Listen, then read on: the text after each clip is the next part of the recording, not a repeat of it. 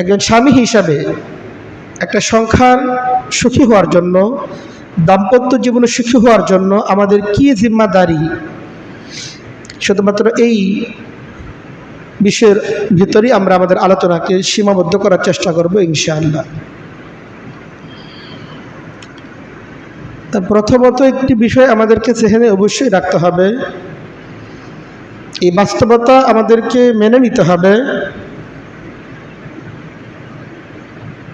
যে দুনিয়া এটা শতভাগ সুখী হওয়ার জায়গা না। দুনিয়া, একজন ব্যক্তি দুনিয়ার সব কিছু পেয়ে যাবে, দুনিয়ার সমস্ত আশা তার পূরণ হবে, সব কিছু তার শতভাগ মিলবে, এটা কোনোদিন সম্ভব না।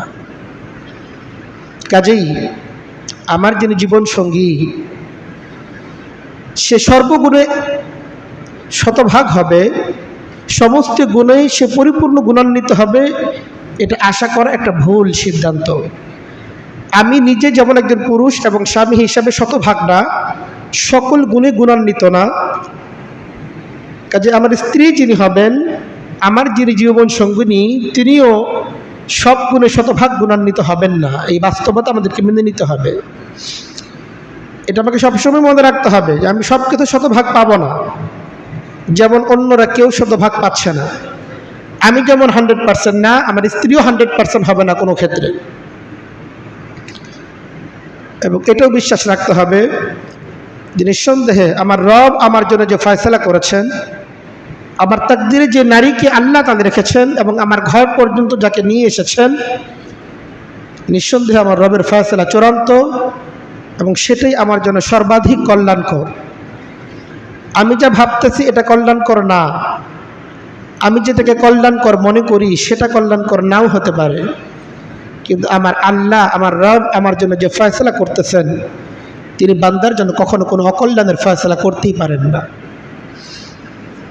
এই জন্য পবিত্র কোরআন কারীমের আয়াতের মাঝে আল্লাহ তাআলা বলতেছেন, আশিরুহুন্না বিল মারুফ ফাইন কারিহতুমুহুন্না,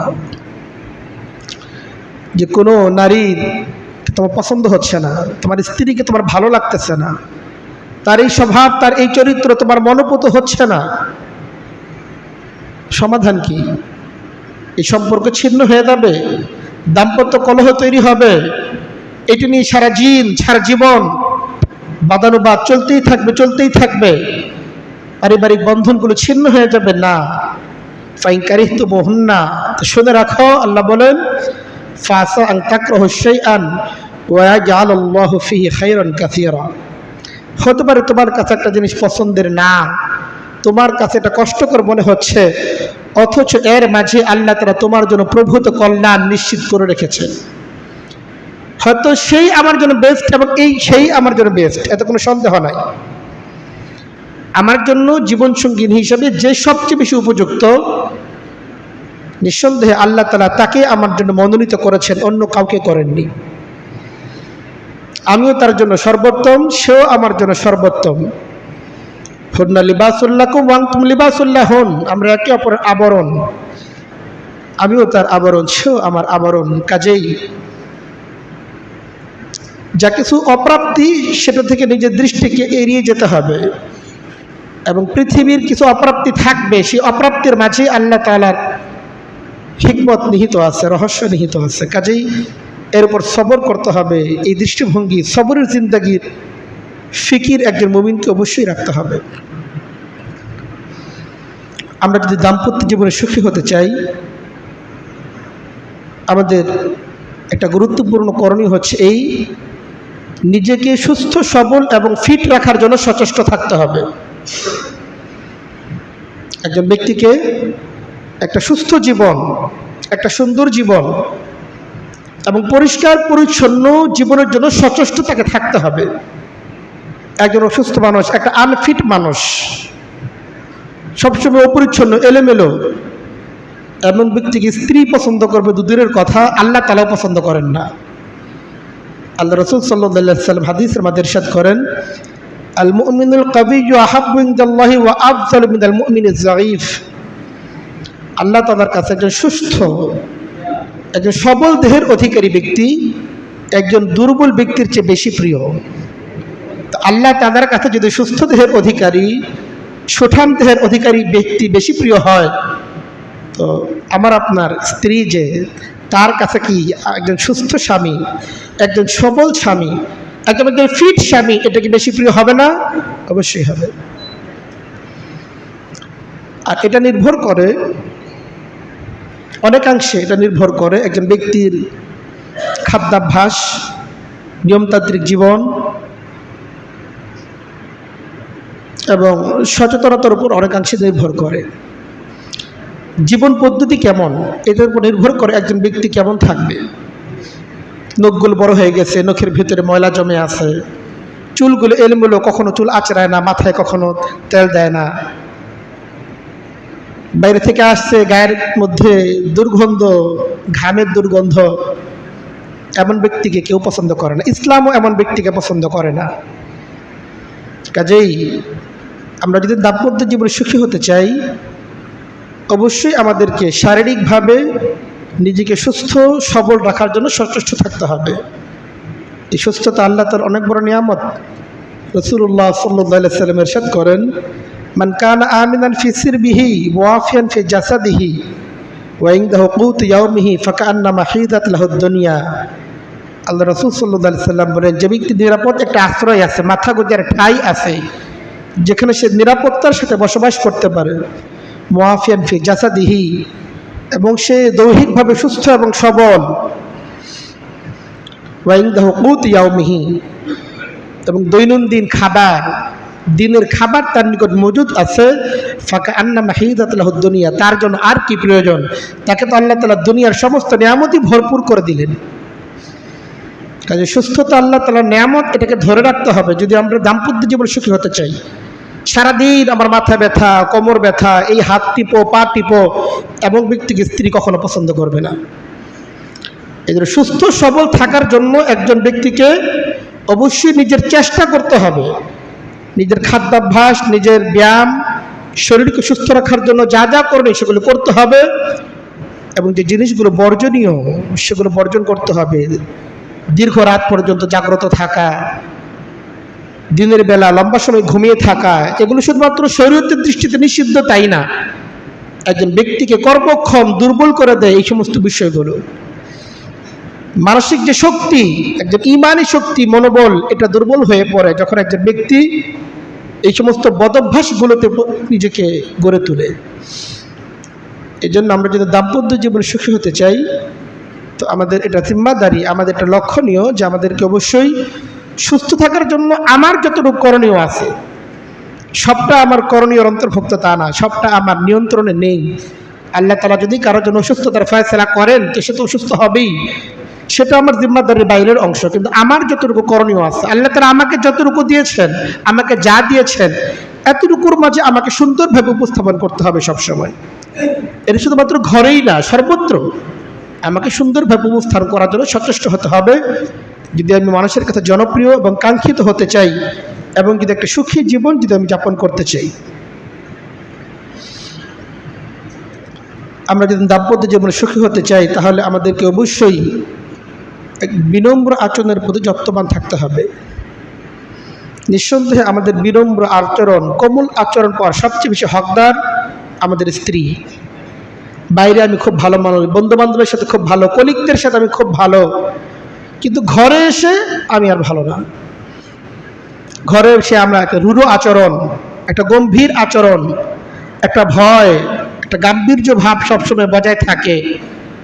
এটার দ্বারা আমি মনে করি আমার সুপুরুষ আমি নিজেকে প্রকাশ করতেছি, অথচ এটা আসলে একজন সুপুরুষ হওয়ার আলামত নয়, বরং এটা একজন দাম্ভিক, একজন অসচেতন, নির্বোধ ব্যক্তির আলামত। বাইরে নিজেকে খুব সুন্দরভাবে উপস্থাপন করার, ঘরের মধ্যে নিজেকে নোংরাভাবে উপস্থাপন করা, ঘরের ব্যক্তিরা যারা তাদের সাথে অশালীন আচরণ করা, অযাচিত আচরণ করা, এটা কোনোভাবেই কাম্য না। এই জন্য পবিত্র কোরআনে কারীমের মাঝে আল্লাহ তাআলা ইরশাদ করতেছেন, ওয়াশিরুহুন্না বিল মারুফ, তোমার স্ত্রী যে তোমার জন্য, তার বাবা মা, তার ভাই বোন, তার গোটা জিন্দেগি যেখানে কেটেছে, যে পরিবেশে কেটেছে, সব কিছু ছেড়ে ফুরে এক তোমার জন্য তোমার ঘরে চলে এলো, এবং তোমার জন্যই সে তার জীবনকে উৎসর্গ করতেছে, তোমার সংসারের জন্য সে তার জীবনকে উৎসর্গ করতেছে, তো তার সাথে তোমার কেমন আচরণ করা চাই? আল্লাহ বলেন আশিরুহুন্না বিল মারুফ, অত্যন্ত ন্যায়সঙ্গত এবং উত্তম আচরণের হকদার তোমার স্ত্রী। এরপরে আল্লাহ তাআলা সে কথা বলেছেন ফাইন কারিহতুমুহুন্না ফাসা আন তাকরাহু শাইআন ওয়া ইয়াজআলুল্লাহু লাকুম ফিহি খায়রান কাসীরা, যে তোমার কাছে তাকে ভালো নাও লাগতে পারে, সবার সব কিছু ভালো লাগবে ব্যাপারটা এমন না। কোনো মানুষই অপর মানুষের কাছে তার সব কিছু ভালো হয় না, কিন্তু ভালো না লাগা এটা স্বাভাবিক একটা ব্যাপার, এটাকে মেনে নিতে হবে। আমার সব কিছুই কি ভালো? আমার সব কিছু কি আমার মুসল্লিদের কাছে ভালো, আমার স্ত্রীর কাছে ভালো না? তো অন্যের সব কিছু আমার কাছে ভালো হবে না, এটা একটা স্বাভাবিক ব্যাপার, এটাকে অত্যন্ত সহজভাবে প্রত্যেককে মেনে নিতে হবে এবং সেই বিষয়গুলো এড়িয়ে গিয়ে একটি সুন্দর সদ্ভাব, সুন্দর আচরণ এটা ঘরের মধ্যে আমাদেরকে ধরে রাখতে হবে। অত্যন্ত বিনম্র এবং কোমল আচরণ স্ত্রীর সাথে করা চাই, দাম্পত্য জীবনে জীবন সঙ্গিনীর সাথে করা চাই। আম্মাজান হযরত আয়েশা রাদিয়াল্লাহু আনহাকে জিজ্ঞেস করা হয়েছিল, নবী করিম সাল্লাল্লাহু আলাইহি ওয়াসাল্লাম যখন বাইরে থাকেন, নবীজির আখলাকের মতো আখলাক তো আর কারো হয় না, কিন্তু নবীজি যখন ঘরে যান তখন তার আচরণ কেমন থাকে? আম্মাজান আয়েশা রাদিয়াল্লাহু আনহা বললেন, কানা রাসূলুল্লাহ সাল্লাল্লাহু আলাইহি ওয়াসাল্লাম আলয়ানান নাস ওয়া আকরামান নাস ওয়া কান রাজুলাম মিন রিজালিকুম ইল্লা আন্নাহু কানা যাহাকান বাসামা। আম্মাজান আয়েশা রাদিয়াল্লাহু আনহা বলেন, নবী করিম সাল্লাল্লাহু আলাইহি ওয়াসাল্লাম নিঃসন্দেহে মানুষের মাঝে সবচেয়ে কোমল আচরণের অধিকারী। তিনি বাইরে যেমন সকলের সাথে কোমল আচরণ করেন, বিনম্র আচরণ করেন, তিনি যখন ঘরে আসেন তখন আমাদের সাথে অত্যন্ত কোমল এবং বিনম্র আচরণ করেন।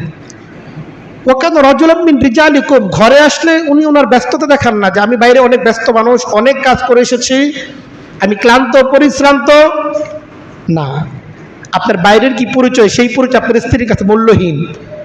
আপনি তার কাছে শুধুই একজন স্বামী। আপনি বাইরে ময়মনসিংহ শহরের ডিসি, তার কিছু যায় আসে না। আপনি বাইরে বিভাগীয় কমিশনার, স্ত্রীর কাছে কিচ্ছু যায় আসে না। আপনি অনেক ব্যস্ত, সারাদিন ব্যবসা বাণিজ্য করে আসছেন, অফিসে অক্লান্ত পরিশ্রম করে আসছেন, হাড় ভাঙা খাটুনি আপনি খেটে আসছেন, সারাদিন পরিশ্রম করে আসছেন। এখন আপনি ক্লান্তি অবসাদগ্রস্ত, ঘরে এসেই আপনি নিজের গা বিছানায় এলিয়ে দিবেন, স্ত্রীর কাছে এটা কখনোই ভালো লাগবে না। এই জন্য আম্মাজান আয়েশা রাদিয়াল্লাহু তাআলা বলতেছেন, ওয়াকান রাজুলাম মিন রিজালিকুম, নবী করিম সাল্লাল্লাহু আলাইহি ওয়াসাল্লাম যখন ঘরে আসতেন তখন আমি নবী, আমি রাসূল, এমন একটা ভাব গাম্ভীর্য নিয়ে থাকা এমন কিছুই ছিল না। ওয়াকান রাজুলাম মিন রিজালিকুম, সাধারণ একজন মানুষের মতোই তিনি ঘরে বসবাস করতেন, যেন তিনি আমাদের আপন এবং আমাদের একজন পরম শ্রদ্ধেয় স্বামী, এমনই তার আচরণ ছিল।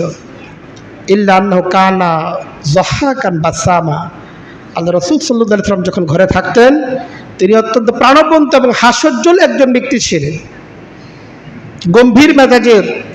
আল্লাহ রাসূল সাল্লাল্লাহু আলাইহি ওয়াসাল্লাম জীবনের ব্যস্ততা কি পরিমাণ ছিল, বিশেষ করে মদিনার জীবনে নবী করিম সাল্লাল্লাহু আলাইহি ওয়াসাল্লামের ব্যস্ততার কোনো সীমা পরিসীমা ছিল না। ইসলামের দাওয়াতের কাজ, অপরদিকে শত্রুদের আক্রমণের ভয় আশঙ্কা, মুসলমানদেরকে নানা শক্তিতে স্বাবলম্বী করা, প্রত্যেকটা সেক্টরে বহুমুখী ব্যস্ততা নবী করিম সাল্লাল্লাহু আলাইহি ওয়াসাল্লামের ছিল।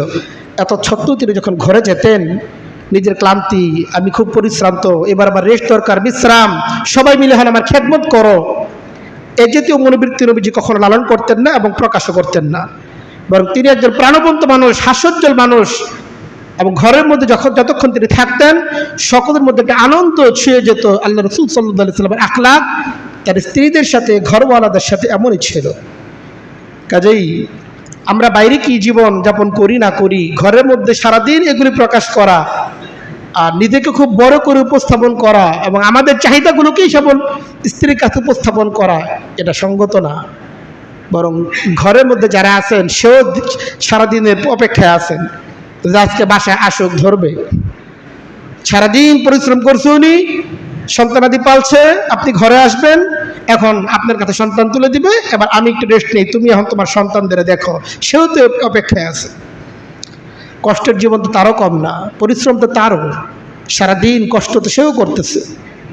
কাজে আপনি যেমন খেদমতের প্রত্যাশী, সেও খেদমতের প্রত্যাশী। কাজে উভয়ের সমন্বয়ের দাবি হচ্ছে এই যে সকলেই আমরা কেউ কারো থেকে খেদমত নেওয়ার প্রত্যাশী থাকবো না, বরং খেদমত করার প্রত্যাশী থাকবো।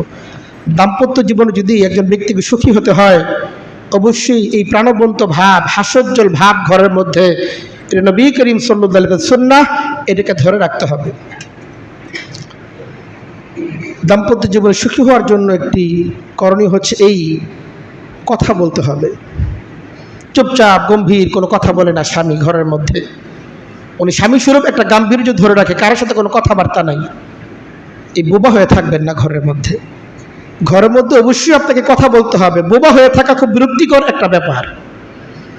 অনেকে আছে ঘরের মধ্যে স্ত্রীর সাথে কোনো কথাবার্তা বলে না, তার সাথে কোনো গল্প গুজব করে না, অথচ একজন ব্যক্তি স্বামী হিসেবে তো স্ত্রীর সাথেই তার গল্প করা উচিত, যেটা নবী করিম সাল্লাল্লাহু আলাইহি ওয়াসাল্লামের সুন্নাহর অংশ। এগুলো কোনোটাই শুধু সাধারণ কথা না, প্রত্যেকটা বিষয় আল্লাহ রাসূল সাল্লাল্লাহু আলাইহি ওয়াসাল্লামের আদর্শ থেকে আমরা তুলে আনছি। হাদিসের মধ্যে এসেছে নবী করিম সাল্লাল্লাহু আলাইহি ওয়াসাল্লাম কানা ইয়াকরাহুল মুসামারাতা বাদাল ইশা। নবী করিম সাল্লাল্লাহু আলাইহি ওয়াসাল্লাম এশার নামাজের পরে সাধারণ মানুষের সাথে গল্পগুজব করা, কথাবার্তা বলা, এটাকে পছন্দ করতেন না। কিন্তু আল্লাহ রাসূল সাল্লাল্লাহু আলাইহি ওয়াসাল্লাম যখন ঘরে যেতেন, তখন ইযা কানা বিল্লাইল, যখন রাত হতো, সারমা আয়েশা ইয়াতাহাদ্দাসু, আমাদের আয়েশা রাদিয়াল্লাহু তাআলার সাথে রাতব্যাপী নানা রকম গল্প করতেন। সারাদিন কি কি করলেন, সামনে কি কি পরিকল্পনা, স্ত্রী কি কি চাহিদা, তার কি কি সমস্যা, সেগুলো তিনি শুনতেন। নানা শিক্ষণীয় বিষয়গুলো তাদের সামনে তুলে ধরতেন। নবী করিম সাল্লাল্লাহু আলাইহি ওয়াসাল্লাম সচরাচর রাতের বেলা তার সমস্ত স্ত্রীদেরকে নিয়ে একসাথে বসতেন, তাদের সাথে একসাথে খাবার গ্রহণ করতেন। এরপরে প্রয়োজনীয় আলোচনার পর প্রত্যেকে যার যার ঘরে চলে যেতেন।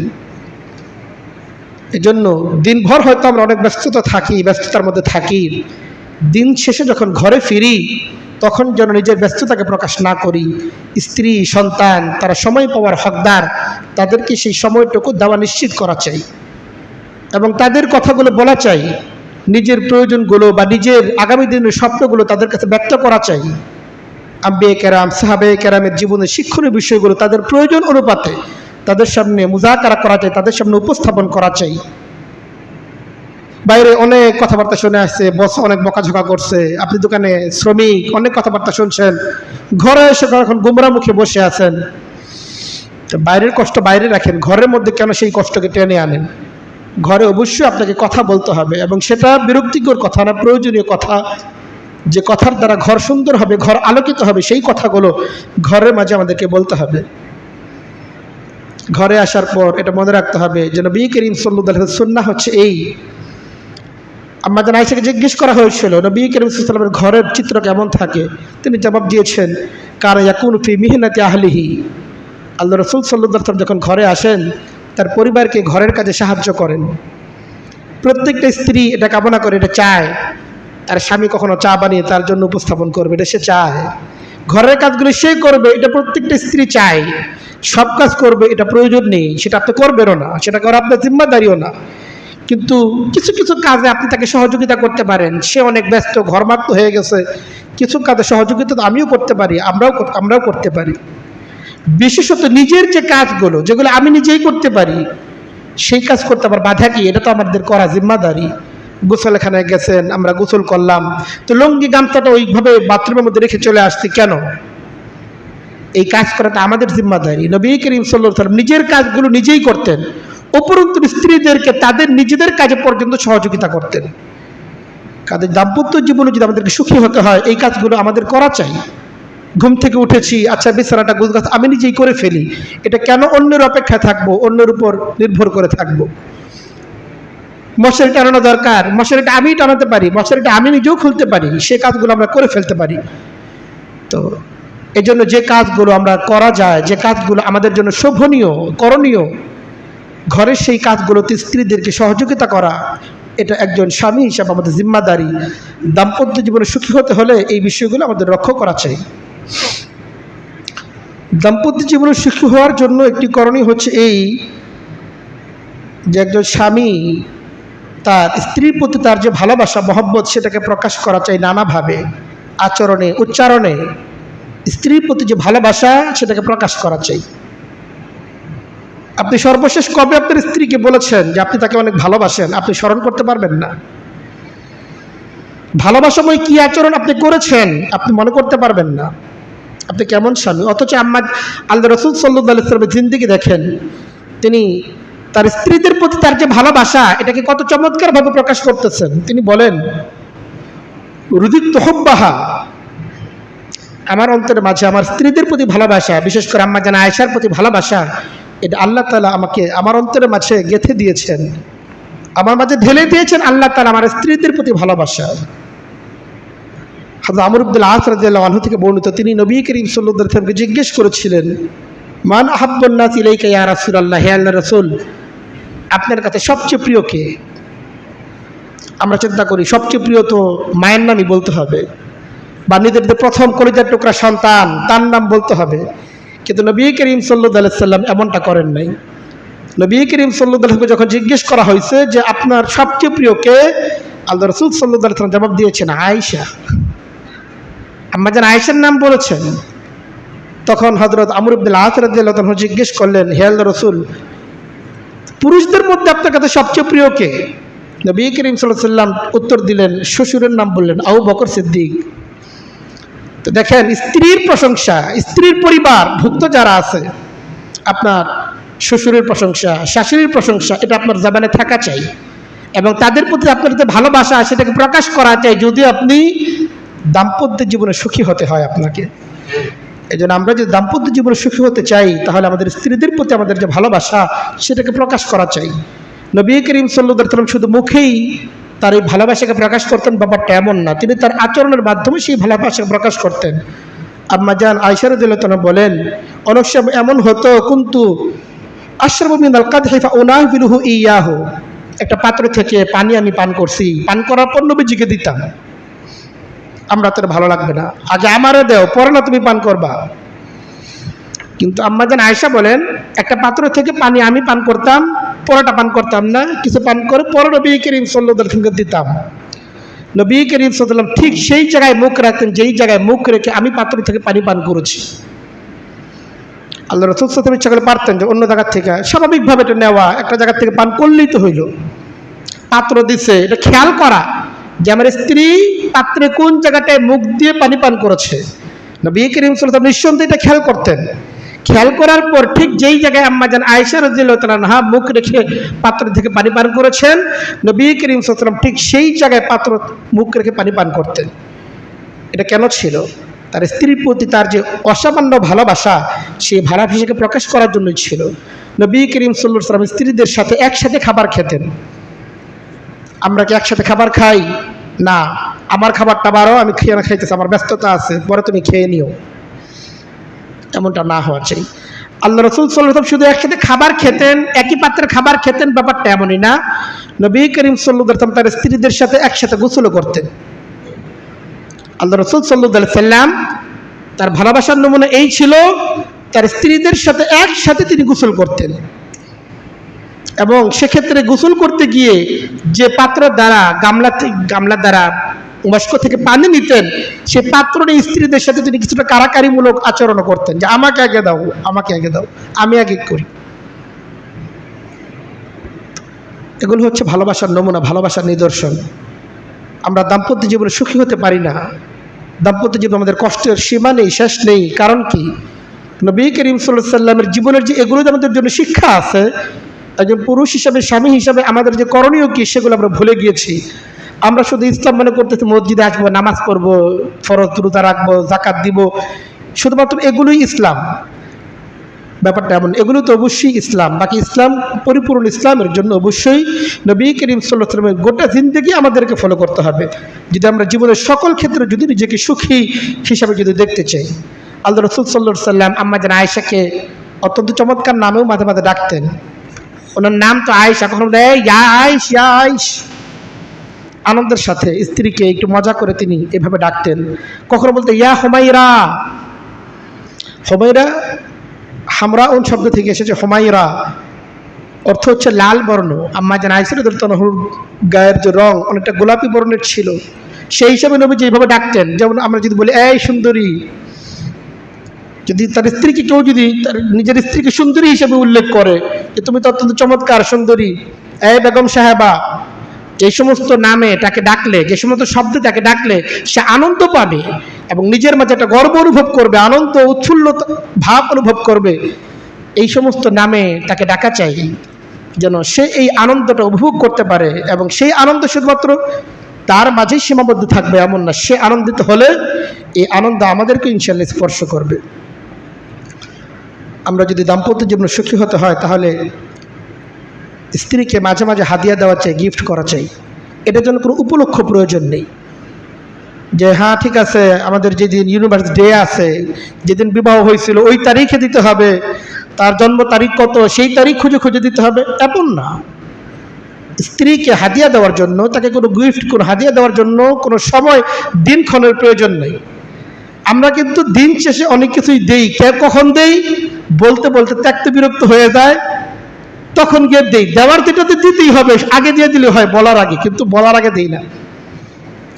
এমন সময় দিই যখন দেওয়ার আর কোনো মূল্য থাকে না ওর কাছে, তখন আমরা তাকে তার ওই প্রয়োজনীয় জিনিসটা, কাঙ্ক্ষিত জিনিসটা তাকে দেই। একজন স্বামী হিসেবে অবশ্যই, একজন দায়িত্বশীল আদর্শ স্বামী হিসেবে অবশ্যই জানা থাকা উচিত যে তার স্ত্রীর কোন কোন জিনিস তার স্ত্রীর প্রিয়, কোন কোন জিনিস তার স্ত্রীর পছন্দের, কি আমার স্ত্রী পছন্দ করে, কোনটা পছন্দ করে না। তার পছন্দের যে সমস্ত জিনিস হাদিয়া দেওয়ার মাধ্যমে সে খুশি হয়, আনন্দিত হয়, সেই জিনিসগুলো তাকে দেওয়া চাই। আমার স্ত্রীর কোন রংটা পছন্দ এটা আমাকে জানতে হবে। আল্লাহ রাসূল সাল্লাল্লাহু আলাইহি ওয়াসাল্লাম এটা সুন্নাহ এবং নির্দেশ, তাহা দাও তাহাব্বাউ, তোমরা একে অপরকে হাদিয়া দাও, হাদিয়া দেওয়ার মাধ্যমে তোমাদের মহব্বতের বন্ধন এটা দৃঢ় হবে।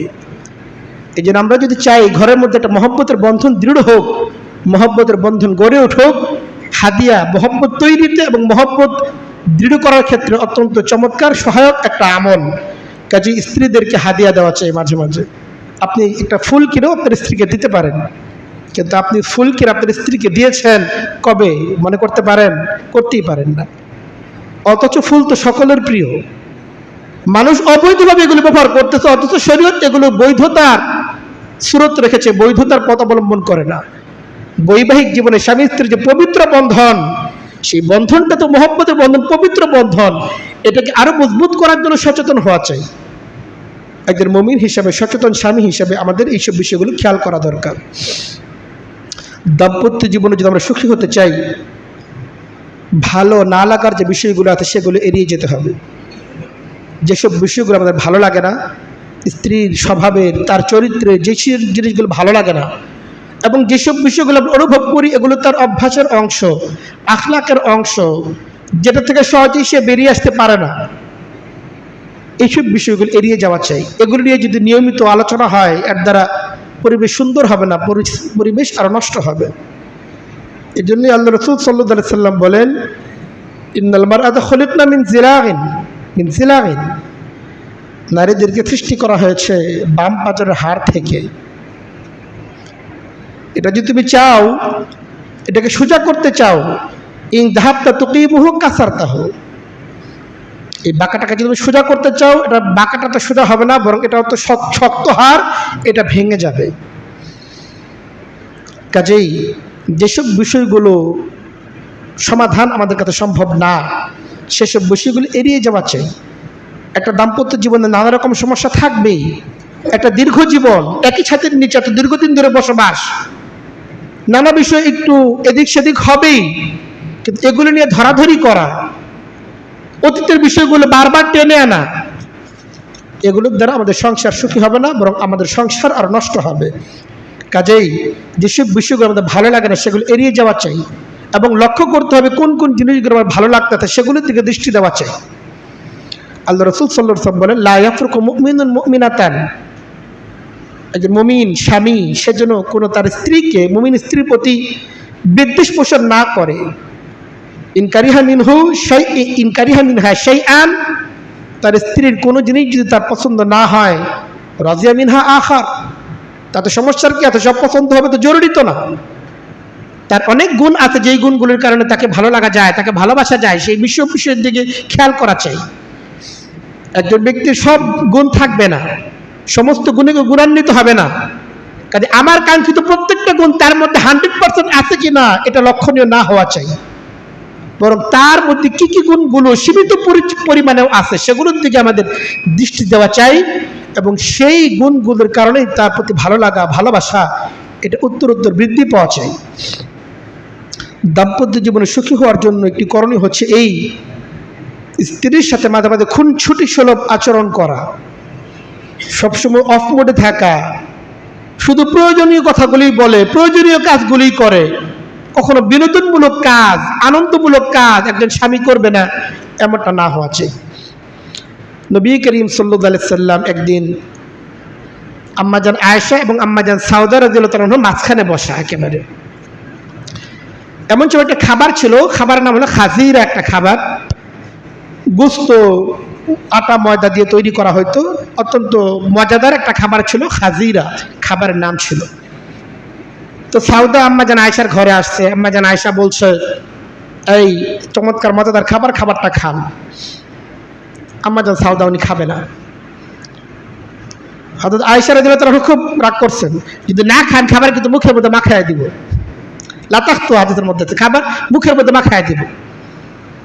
এক পর্যায়ে আম্মাজান সাউদা কোনোভাবে যখন রাজি হলেন না, দেখা গেল বাস্তবেই আম্মাজান আয়েশা রাদিয়াল্লাহু তাআলা আনহা খাবার নিয়ে হযরত সাউদার মুখের মধ্যে মাখায় দিচ্ছেন। নবী করিম সাল্লাল্লাহু আলাইহি সাল্লাম তখন খাবারের কিছু অংশ নিয়ে হযরত সাউদার হাতে দিলেন, বললেন তুমিও তার মুখের মধ্যে মাখায় দাও। আমরা হলে সবকিছু একেবারে নীতিবাক্যের মধ্যে নিয়ে আসতাম, এই খাবার নষ্ট করছে কেন, খাবারের অপচয় কোনোভাবেই ঠিক না, এটা অপচয় হচ্ছে। সবকিছু নিয়মতান্ত্রিক দিয়ে হয় না, কিছু জিনিস বিনোদের এবং আনন্দের জিনিস, সবকিছু পাই টু পাই হিসাব করে হয় না। নবী করিম সাল্লাল্লাহু আলাইহি ওয়াসাল্লাম জীবনী থেকে শিখেন এই যে আনন্দ, তাদের পারস্পরিক আনন্দ উদযাপন, যেটা রসাত্মক একটা ব্যাপার ছিল। তো নবী করিম সাল্লাল্লাহু আলাইহি ওয়াসাল্লাম এটাকে তো অপচয় মনেই করেন না, আপনি এটাকে কেন অপচয় মনে করতেছেন? নবী করিম সাল্লাল্লাহু আলাইহি ওয়াসাল্লাম যেটাকে অপচয়, শরীয়তের জ্ঞান তো নবী করিম সাল্লাল্লাহু আলাইহি ওয়াসাল্লাম থেকেই নেওয়া চাই। নিজের আকল এবং বিবেক দিয়ে নবী করিম সাল্লাল্লাহু আলাইহি ওয়াসাল্লাম কোনো কাজকে না করা চাই, যাচাই না করা চাই, বরং নবীজির জিন্দেগি থেকে মুমিন শিক্ষা নিবে। হ্যাঁ, নবীজি যেহেতু করছেন তার বোঝা গেল এটা আসলে অপচয় না, এটা বিনোদন, এটা আনন্দের অংশ। এটা সবসময় এটা করতে হবে, সবসময় এগুলিকে প্রশ্রয় দিতে হবে তা না। কিন্তু নবী করিম সাল্লাল্লাহু আলাইহি ওয়াসাল্লাম আম্মাজান আয়েশা এবং সাউদার মধ্যে যে এই যে একটা আলোচনা চলতেছিল, নবী করিম সাল্লাল্লাহু আলাইহি ওয়াসাল্লাম এই যে স্ত্রীদের পারস্পরিক মহব্বত, একের প্রতি একে অপরের যে টান, এটা নবী করিম সাল্লাল্লাহু আলাইহি ওয়াসাল্লাম বড় ভালো লাগছিল, এই জন্য নবী করিম সাল্লাল্লাহু আলাইহি ওয়াসাল্লাম এটা করতে দিচ্ছেন। তো এর থেকে আমরা বুঝতে পারলাম যে স্ত্রীর সাথে এই ধরনের খুনছুটিমূলক আচরণ করা চাই। নবী করিম সাল্লাল্লাহু আলাইহি ওয়াসাল্লাম আম্মাজান আয়েশা রাদিয়াল্লাহু তাআলা আনহার নানা রকম খেলাধুলার ব্যবস্থা করছিলেন, কারণ তার বয়স ছিল অত্যন্ত অল্প, তখনও তার খেলাধুলার বয়স ছিল। তার ঘরে অনেকে আসতেন যারা তার সাথে খেলাধুলা করতেন, খেলাধুলার আসবাবপত্র নবীজির ঘরে পর্যন্ত ছিল। এর অর্থ এই না যে আপনার স্ত্রীকে আর খেলনা সামগ্রী কিনে দেন, এটা বলতেছি তা না। বক্তব্যের মেসেজ হচ্ছে এই যে স্ত্রীর সাথে স্বামীর একটা খুনছুটিমূলক আচরণ, বিনোদনমূলক একটা আচরণ, এটা থাকবে এবং এটা থাকতে হবে যদি ঘরের মধ্যে আমরা যদি একটা সুন্দর জীবনযাপন করতে চাই, দাম্পত্য জীবনে যদি সুখী হতে চাই। দাম্পত্য জীবনে সুখী হওয়ার জন্য তাকে বলতে দিতে হবে এবং তার কথা আপনাকে শুনতে হবে। আপনি শুধু বলবেন আর সেই কেবল শুনবে, আপনার কথার উপর কোনো কথা চলবে না, এই দৃষ্টিভঙ্গি থেকে আপনাকে বেরিয়ে আসতে হবে। বুখারী শরীফের মধ্যে আছে, উমর ইবনুল খাত্তাব রাদিয়াল্লাহু তাআলা বলেন, কুন্না কুরাইশান নাগলিবুন নিসা, আমরা যারা কুরাইশ বংশের লোক ছিলাম, পুরুষরা, আমাদের উপর, আমাদের স্ত্রীদের উপর আমাদের খুব নিয়ন্ত্রণ ছিল, খুব প্রভাব ছিল। কিন্তু ফালাম্মা কাদিমনা আলাল আনসার, মদিনায় যখন এলাম আনসারীদের নিকটে, এখানে এসে দেখি চিত্র ভিন্ন। এখানে এসে দেখি যে এরা এমন এক জাতি, ইদাহুম কওমুন তাগলিবুহুম নিসাউহুম, স্ত্রীদের পাওয়ার, বউদের সব পাওয়ার, আনসারী সাহাবীদের পাওয়ার নাই, সংসার চলে সব স্ত্রীর কথায়। ফাতাফিকনা নিসাউনা ইয়াখুযনা মিন আদাবিল আনসার, তো আমাদের যারা স্ত্রী ছিল মক্কা থেকে আসতে, আনসারী মহিলাদের প্রভাবে আস্তে আস্তে এদেরও আস্তে আস্তে পাওয়ার বাড়া শুরু হয়েছে। তো উমর রাদিয়াল্লাহু তাআলা বলেন, উমর ইবনুল খাত্তাব রাদিয়াল্লাহু তাআলা, সুবহানাল্লাহ, তার শৌর্য বীর্য কেমন ছিল, কত গম্ভীর মেজাজের অধিকারী ছিলেন। তো তিনি বলেন, একদিন আমার স্ত্রীকে ফাসাখাততু আলা ইমরাতি, আমার স্ত্রীকে এক বিষয়ে আমি খুব বকাঝকা করলাম। তো আমার কথা সে পাল্টা জবাব দিয়ে দিল। আমি তাকে কথা বলতেছি, আমার কথা সে পাল্টা জবাব দিয়ে দিল। আনকার তো অন্তরা জানি, আমি তো সহ্যই করতে পারলাম না। হ্যাঁ, আমার কথা তুমি পাল্টা জবাব দাও। আমি তার প্রতি খুব রাগ প্রকাশ করলাম যে তোমার এত বড় সাহস, আমার কথার উপর কথা, আমার কথার পাল্টা জবাব দাও। তখন উমর রাদিয়াল্লাহু আনহু যে স্ত্রী ছিলেন তিনি তখন বললেন, ওয়া লিমা তুনকিরু আন উরাজি আকা, এত পাওয়ার দেখান কেন? আপনার কথার জবাব দেওয়া যাবে না, আপনার কথার পাল্টা জবাব দেওয়া যাবে না, আপনি এটা কেন মনে করতেছেন? ফাওয়াল্লাহি ইন্না নিসাআন নবী সাল্লাল্লাহু আলাইহি সাল্লাম লা ইউরাজিনাহু, নবী করিম সাল্লাল্লাহু আলাইহি ওয়াসাল্লাম স্ত্রীরা পর্যন্ত নবী করিম সাল্লাল্লাহু আলাইহি ওয়াসাল্লামের কথার পাল্টা জবাব দেয়, ঘরে খোঁজ নিয়ে দেখেন। কে বলতেছেন? উমর রাদিয়াল্লাহু আনহুর স্ত্রী উমরকে শোনাইতেছেন যে আপনার কথার পাল্টা জবাব দেওয়া যাবে না, আপনি কে? আল্লাহ রাসূল সাল্লাল্লাহু আলাইহি ওয়াসাল্লামের স্ত্রী যারা আছেন তারা পর্যন্ত নবী করিম সাল্লাল্লাহু আলাইহি ওয়াসাল্লামের কথার পাল্টা জবাব ঘরের মধ্যে দিয়ে থাকেন। এইটা শুনে তো উমর রাদিয়াল্লাহু আফজাহু, উমর রাদিয়াল্লাহু তো রাগে অগ্নিশর্ম ভয় পেয়ে গেলেন যে আল্লাহ রাসূল সাল্লাল্লাহু আলাইহি ওয়াসাল্লাম তিনি যে নবী, তার কথার পাল্টা জবাব যদি কেউ দেয় সেটা ধ্বংস হয়ে যাবে। তো তিনি তার স্ত্রীকে বললেন, নবীর স্ত্রীদের মধ্যে কেউ যদি কইরা থাকে সে তো ধ্বংস। তাৎক্ষণিক তিনি পোশাক আশাক পরলেন, দ্রুত তার নবীজির বাড়িতে গেলেন। নবীর স্ত্রী আম্মা জান হাফসা রাদিয়াল্লাহু তাআলা আনহা, উমরেরই কন্যা, তাকে জিজ্ঞেস করলেন তোমাদের মধ্যে এমন কে আছে যে আল্লাহ রাসূল সাল্লাল্লাহু আলাইহি ওয়াসাল্লামের সাথে রাগ করে, সে নিজে রাগ করে, এমনকি হাত্তা তাহজুরাহু হাত্তা লাইল, নবী করিম সাল্লাল্লাহু আলাইহি ওয়াসাল্লাম রাত পর্যন্ত রাগ করে থাকে, নবীজির সাথে কথা বলে না, এমন কে আছে? তো আম্মা জান হাফসা ওমরের স্ত্রী, তিনিই ছিলেন সেই ব্যক্তি নবীজির কথা পাল্টা জবাব দিতেন, নবীজির সাথে উল্টা রাগ করে থাকতেন। তো এই যে স্ত্রীকে কথা বলার অধিকার দেওয়া এবং সেই কথাগুলোকে নীরবে হজম করা, এটার অভ্যাস একজন স্বামীর মধ্যে থাকতে হবে। আপনি এমন কেউ না যে আপনার কথার পাল্টা জবাব দেওয়া যাবে না। নবীর কথার যদি পাল্টা জবাব তার স্ত্রী দিতে পারে, তো আপনার স্ত্রীও আপনার কথা পাল্টা জবাব দিতে পারে। এত রাগান্বিত হওয়ার কিছু নাই। বরং আপনি যদি দুনিয়াতে জান্নাতের ছোঁয়া পেতে চান, আপনার রাগকে নিয়ন্ত্রণ করা চাই। এক সাহাবী নবীজির কাছে গেছেন, বলছেন দুল্লানি আলা আমালিন ইউদখিলুনি আল জান্নাহ, আল্লাহ রাসূল একটা পথ বলে দেন, একটা কাজের কথা বলে দেন যে কাজ করলেই জান্নাতি। আল্লাহ রাসূল সাল্লাল্লাহু আলাইহি ওয়াসাল্লাম বলেন, লা তাগযাব ওয়ালাকাল জান্নাহ, রাগ করো না তাহলেই জান্নাত তোমার। রাগ না করার মাধ্যমে, রাগকে নিয়ন্ত্রণ করতে হবে, শুধুমাত্র আখিরাতের জান্নাত না, দুনিয়ার জীবনে যদি একজন মুমিন জান্নাতের ছোঁয়া পেতে চায়, রাগকে নিয়ন্ত্রণ করার কোনো বিকল্প নাই। এবং সেই রাগ নিয়ন্ত্রণ করার সবচেয়ে চমৎকার জায়গা হচ্ছে আমাদের ঘর, আমাদের দাম্পত্য, আমাদের জীবন সঙ্গিনী, তার সাথে আমাদের রাগকে নিয়ন্ত্রণ করতে হবে। মহিলা মানুষ অনেক কথা বলবেই, শোনেন না চুপচাপ, শুনতে শুনতে মাঝখান দিয়ে আবার আরেকটা কথা বলে দিয়েন না, যেটা আস্তে আস্তে শেষ হয়ে যাচ্ছিল আবার আগুন ধরায় দিলেন। এমন না হওয়া চাই, রাগকে নিয়ন্ত্রণ করা চাই, চুপচাপ কথা হজম করেন। সাহাবায়ে কেরাম হজম করতেন, আম্বিয়ে কেরাম হজম করতেন। হজম করার অভ্যাস আপনার আমারও এটা থাকতে হবে। শুধু এতটুকুই না, এর চেয়ে বিপজ্জনক ঘটনা নবীর ঘরে ঘটছে। নবী করিম সাল্লাল্লাহু আলাইহি ওয়াসাল্লাম এক আম্মা জানের ঘরের মধ্যে আছেন, স্ত্রীর ঘরে আছেন। আরেক স্ত্রী নবীজির পছন্দের একটা খাবার একটা পাত্রের মধ্যে পাঠাইছেন। পাঠাইলে যার ঘরে পাঠাইছেন তার তো সহ্য হয় না, যে খাদেম মেয়েটা পাঠাইছে, খাদেমের হাতের মধ্যে বাড়ি মারছে, খাবার উপরে গেছে, প্লেটও ভেঙে চুরমার হয়ে গেছে। নবী করিম সাল্লাল্লাহু আলাইহি ওয়াসাল্লাম কত রাগ করার কথা, কিন্তু নবী করিম সাল্লাল্লাহু আলাইহি ওয়াসাল্লাম একটুও রাগ প্রকাশ করেন নাই। এই খাবারের পাত্র যে ভাঙা টুকরাগুলো, নবী করিম সাল্লাল্লাহু আলাইহি ওয়াসাল্লাম নিজে সেই টুকরাগুলো একটা একটা করে জোড়া করছেন, আর খাদেমও বলছেন লাকাদ গারাত উম্মুকুম, তোমাদের মায়ের রাগ অনেক বেড়ে গেছে, তার আত্মমর্যাদা লেগে গেছে, তার ঘরে আমি আসি, আরেকজন খাবার পাঠাবে, তার সহ্য হয় নাই। কিন্তু সেই বিবি, নবীজির সেই স্ত্রী যিনি এটা ভাঙলেন, তার কোনো বকাঝকা কিচ্ছু করেন নাই, শুধু এতটুকু বলছেন আত-তাআমু বিত-তাআমি আল ইনাউ বিল ইনাই, খাবার নষ্ট করছো, খাবার পাকায় দাও, পাত্র ভাঙছো, আর একটা পাত্র তোমার এখন জরিমানা দিতে হবে, কেন তার পাত্র ভাঙলা। কিন্তু এটার জন্য কোনো বকাঝকা করা, ঘরের মধ্যে একটা কঠিন পরিবেশ তৈরি হওয়া, নবী করিম সাল্লাল্লাহু আলাইহি ওয়াসাল্লাম এই জাতীয় কোনো কিছুই করেন নাই। কাজেই স্ত্রীদের নানা রকম রূঢ় আচরণ, ঘরের মধ্যে ভাঙচুর, কোনো একটা জিনিস রাগের চোটে ভেঙে ফেলছে, আপনার সাথেই রাগ করে ভাঙছে, এটা নিয়ে এত স্থিরতার কিছু নাই। এটা নবীজির ঘরেও এমনটা ঘটতো। কাজে এগুলো বিষয়ে হজম করা শক্তি একজন পুরুষ হিসাবে আমাদের মাঝে থাকা চাই।